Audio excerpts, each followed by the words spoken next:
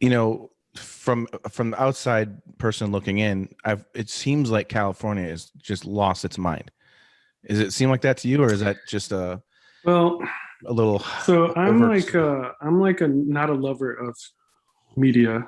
I think they're the bad Yeah. guy, and a lot of people from because I lived in Rhode Island for a while, and I obviously grew up in Chicago. A lot of people from Chicago and Rhode Island reach out to me like, "What's going on over there?" And I don't think it's as accurate as it's portrayed. Hmm. I mean, I do live in a bubble by the beach. I'm not in downtown LA, and downtown LA is pretty messy right now with homeless people, and it's Yeah. just like a total disaster. It's like post-apocalyptic. But I don't know. Life is pretty good here. I mean, where I live, you wouldn't think there was a pandemic for the most part. Even Hmm. this whole past year. I mean, people are wearing masks and stuff, but it's not as crazy as it's represented.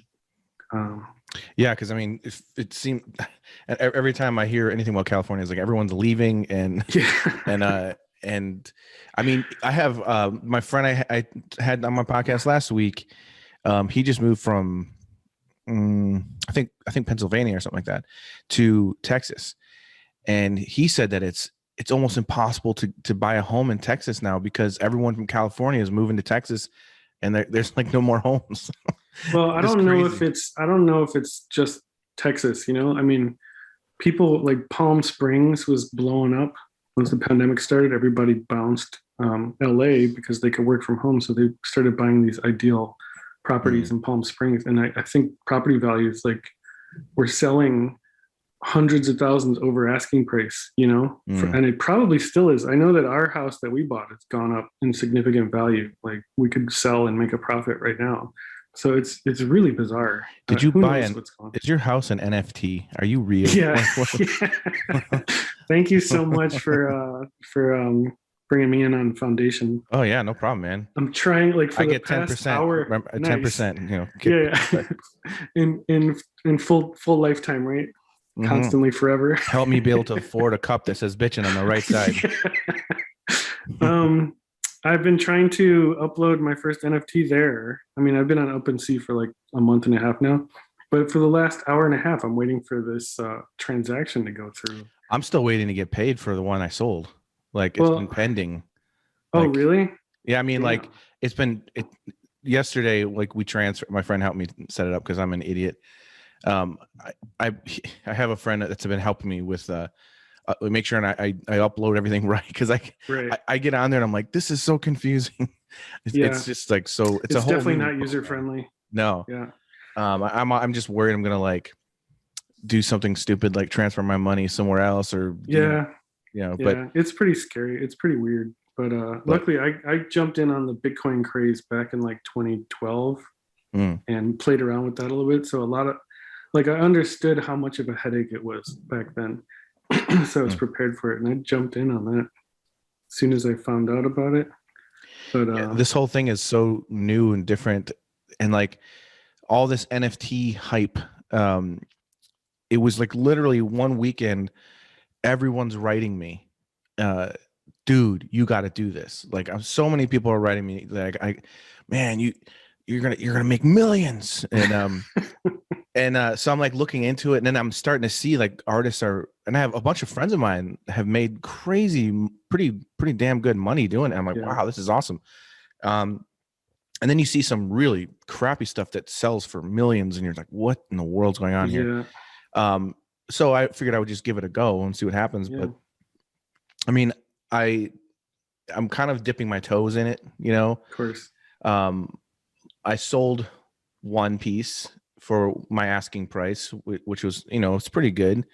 Um, um, half an ETH, that's like the new lingo. Uh, Was that someone that you knew, or was it somebody random that bought it? someone random, yeah. Nice. And I have like another one up there, but I think I might try to. I was told I can lower it what I put because I think maybe it was too high or something. I don't know. Mm, And I have another one ready to go that I'm excited about. It's I actually animated a painting of mine because I've been seeing a lot of the things go that are animated and kind of had like this look. But just seeing what's going on, and then I'm actually about to drop with a gallery called FM Gallery, Nice. and they do like a blind box drop.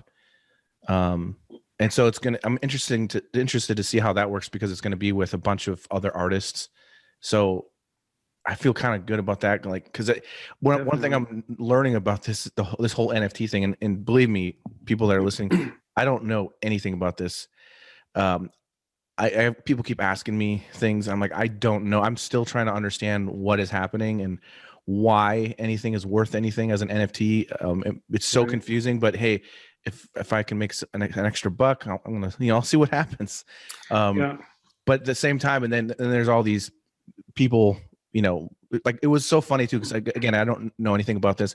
I've got all these artists that I respect and look up to that are telling me about that I got to do this, and I got to just start getting into it, and it's going to be good. You can make some extra money, so I'm like, yeah, I'll look into it. And then all of a sudden I start getting all the haters. You're destroying the planet. Right. You're killing the planet and all this stuff. And I'm like, what are you talking about? Like, I it was so confusing. So then of course I have to look into all that now. And I'm like, wait a minute. Now there's like this conspiracy thing going on, or I don't even know if it's conspiracy. I'm sure there's truth to it to an extent, but it's just, I didn't expect that. And right away I'm like, man, you can't do anything right now without, people going at you for everything. Yeah. I mean, and I'm thinking, is this for real? Like, are people really? And then I start finding out that, right away, I'm going to be dropping with this other group as well. And they were like explaining to me about how, oh yeah, there's like this real, we're actually, we're doing this right. We're actually donating a lot of percentage of our money to this environmental thing. And I'm like, what is going on here? Like, it was all at once. So I'm now I feel like I understand what's going on. But at first it was just like, I felt like I was like, everyone seemed to know what's going on except for me when it came to this stuff. And I'm like, I felt like, did I miss something? Did I go like in the Avengers when there was like the blip or whatever? And did I disappear for 5 years? No, see, that's part of like what I'm talking about. Not liking media is like people read a little bit and then become experts and start preaching and doing. And I researched like crap about all of it, and I get it, and I explored everything from every angle. Yeah, and I understand how it works, and it's pretty cool because it's basically a digital art market. So it's like the same thing as if you were represented by a major gallery, and the whole scam that is the art world, basically, and why a piece sells for $1 million, through an art gallery. It's the same thing. But so I've been learning a lot, and one of the big things that I learned is, for us to really have value, we need to have market value. So like if someone just bought my NFT and tried to flip it, they probably wouldn't be able to make a big profit. Like, why would anybody else want to buy it unless I have enough demand market value, like Shepard Fairey or Beeple, or like all these big names that you keep hearing. Like if Banksy dropped a NFT, that would sell high, and that could be sold for double, potentially. Yeah.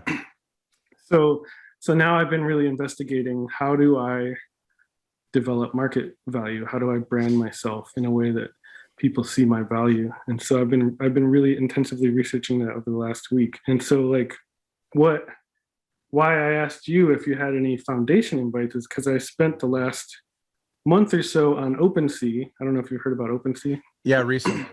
Again, that's so new to me. So OpenSea is basically like anybody could do it, and you don't even have to pay gas fees to make your NFT. Basically, if someone buys it, they pay the gas fee. If someone makes an offer, then you have to pay the gas fee if you accept the offer, right? So here's a place where almost anybody can do it. Anybody can do it. You could just sign up and do it, right? But like something like Foundation or Nifty Gateway or Super Rare, you have to be invited. So right off the bat, that's like entering a select gallery, and there's already like a basic level, at least, of market value established. And that's why your next drop is also should be pretty good, hopefully, because there's a basic market value in that you're selected by this gallery that's going to do all the market share branding for you. And then on the other end, on the flip side, I was trying to look at NFTs as a collector and a trader. And I definitely found some NFTs. They're like, oh damn, that's cool as hell. I want that. I got that desire, that urge to get it. And I didn't because it was still like, I'm not paying that much money for that. Yeah. But I see the desire. I could see why someone who has a ton of money would just like throw the money. It's just like last week, I walked into the store and I was like, you know what, man, I really want to buy another pair of Jordans. And because I had a pair when I was 13, my first pair of Jordans, and they were like the most comfortable shoes I ever owned in my life. I loved them. And I ran into this one store, like one of those classic, like New York City style collector stores that has all vintage Jordans and like super rare releases and stuff. And sure enough, there on the wall was my Jordans. They were just released this year. And I was like, fuck. And I go and look at it and I'm like, damn. The salesman comes up, he's like, how much do you want for these? And he's like, they're $330. And I was like, damn, is that the best you can do? He's like, well, we'll let it go. Slide it on my foot. And I didn't think it was going to be as good quality, but it's like as good or better. Slid it on. I was like, damn. But of course, frugal me whipped out eBay, found it for like $250. And I said, can you match this price? He's like, no. And I was like, all right. And I bought it on eBay. But it's like, I just spent 200 plus taxes and everything. I spent like $280 on a pair of Jordans, and it was just that desire. Because I wanted it so bad. So that's why people are spending. Catch new episodes of Face the Truth podcast every Monday and make sure to like and subscribe.